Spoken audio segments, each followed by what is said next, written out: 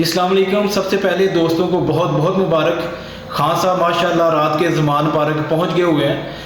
خان صاحب کی گرفتاری پر لوگوں نے جس طرح کا رد عمل دیا ہے وہ سب کے لیے حیران کن ہے۔ اصل میں لوگ جو ہیں وہ اب ویل انفارمڈ ہیں، لوگوں کو اب بیوقوف نہیں بنایا جا سکتا۔ اب لوگوں کے پاس جو انفارمیشن ہے وہ ڈائریکٹ پہنچ رہی ہوتی ہے، اور بندے کے پاس موبائل ہے اور کیا صحیح ہے اور کیا غلط اس کا فیصلہ کرنا جو ہے وہ اب بہت آسان ہو گیا ہوا ہے۔ یہ سیاستدان اور ان کے خاندان کیسے ارب پتی بن گئے، کھرب پتی بن گئے، اب یہ کہانیاں کھل چکی ہیں اور عوام جو ہے ان کہانیوں کو جان چکی ہے۔ جس طرح عمران خان صاحب کی گرفتاری ہوئی اور جو منصوبہ بنایا گیا تھا، آپ حکومتی جو وزیر ہیں ان کے آپ بیانات سن لیں۔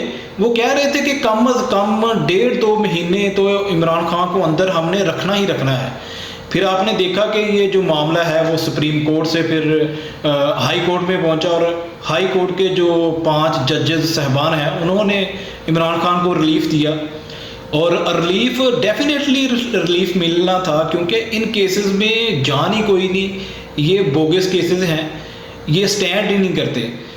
آپ ہماری بات نہیں، کم از کم جو پی ڈی ایم کے لاڈلے چہیتے اور پسندیدہ صحافی ہیں حامد میر صاحب، وہ رات کو ایک پروگرام میں کہہ رہے تھے کہ اگر واقعی حکومت کو وہ مشورہ دے رہے تھے کہ اگر آپ نے واقعی عمران خان کو اپنے جیل کے اندر بند کرنا ہے تو آپ اس کے اوپر کوئی ایسا کیس لے کے آئیں جو جس کی کوئی کریڈیبلٹی ہو، اور کوئی کریڈیبلٹی والا کوئی جس کے اندر جان ہو وہ کیس لے کے آئیں۔